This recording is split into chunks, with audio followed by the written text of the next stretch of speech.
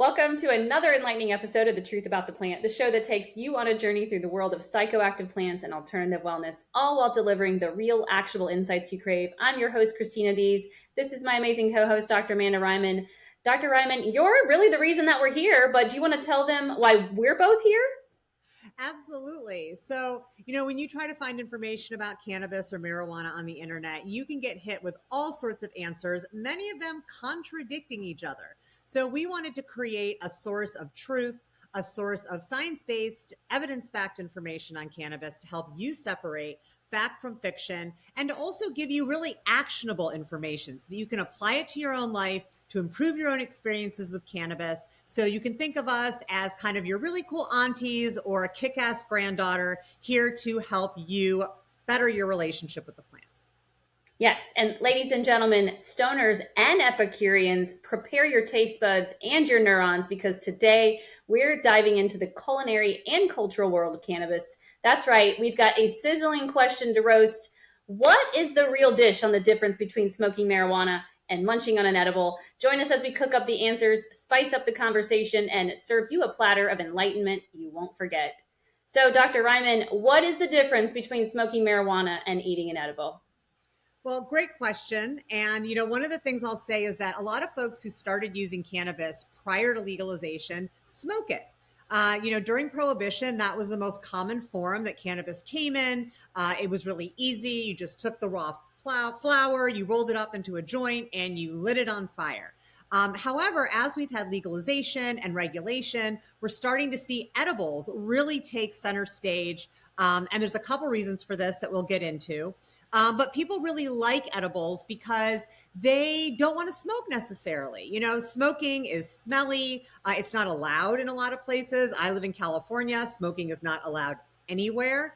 And it also can be a little bit difficult to find the right dose when you're talking about smoking because different flowers have different potency levels. The potency level can vary in different parts of the plant. But when you get an edible, you know exactly how much THC you're consuming. You're able to take it and use it on the go. And so a lot of people are looking to edibles as their preferred method of consumption.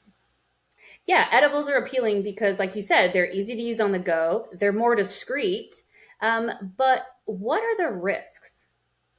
So one of the biggest risks with edibles is that unlike smoking, edibles can take some time in order for you to feel the effect. So because we're on video, I'm going to do my very fancy finger drawing of dose response relationship.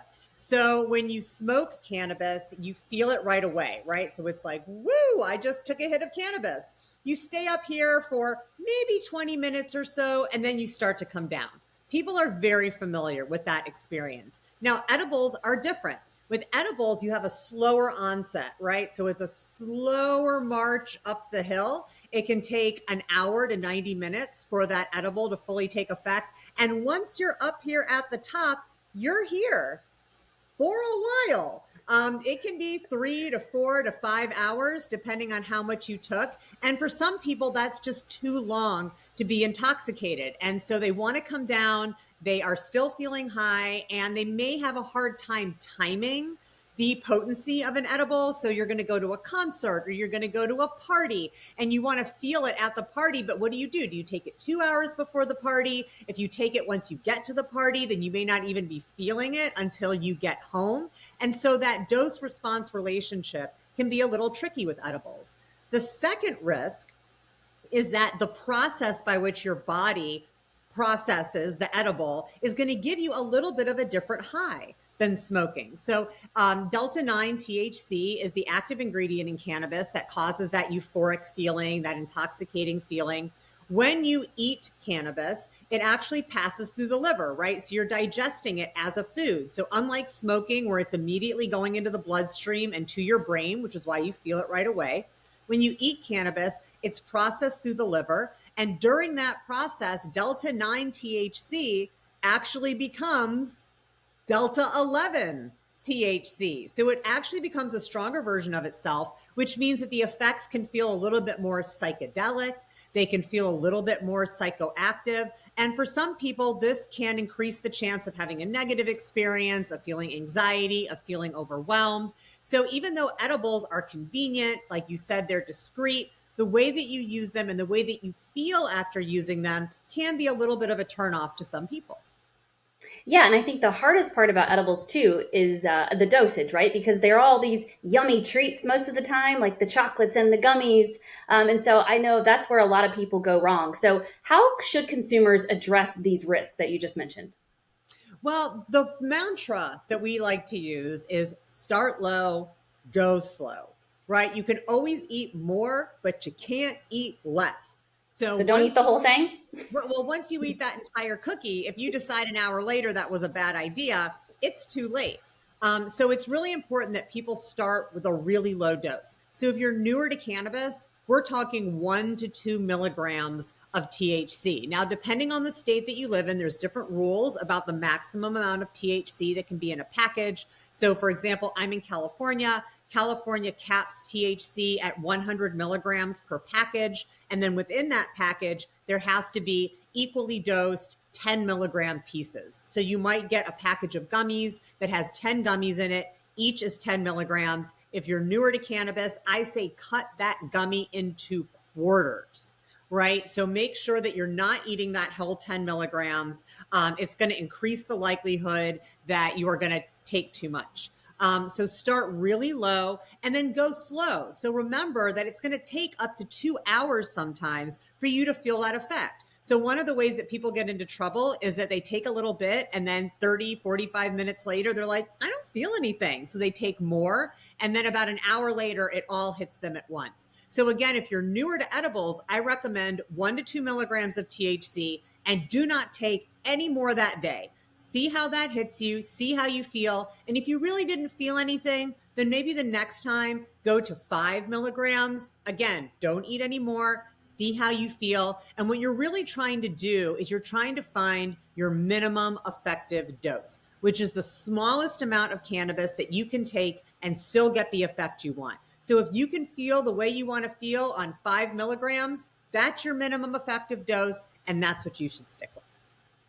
Okay, so I heard you mention packaging a moment ago, where you talked about 100 milligrams in the package and dosed out into 10 milligrams. I saw an edible package that said it was fast acting. What does that mean? Well, science is great and innovation is great. And as I mentioned before, one of the big barriers to adoption for edibles is the time that it takes for you to feel it. And so people were nervous. They were nervous they were going to take too much. They were nervous they weren't going to time it right. And so what we've seen is manufacturing companies coming up with this technique that we call nano emulsion technology. So you remember a few minutes ago, I mentioned how traditional edibles are processed through the liver, which transforms delta 9 THC into delta 11 THC. Nanoemulsification means that they have the molecules of cannabis that are inside the product so small that they don't need to pass through the liver in order to be absorbed into the bloodstream. So what does this mean? Well, one, it means that you're going to feel the effect pretty quickly, maybe 10 to 15 minutes. The other thing it means is that that delta 9 is not going to be transformed into delta 11 because it doesn't pass through the liver. So the effect of eating a fast acting edible is going to feel a little bit more like smoking than it is like a traditional edible. And this is trying to get around the big barriers to edible adoption, which are time of onset and the fact that the effect can be a little bit overwhelming. So I highly recommend nanoemulsified products if you can find them.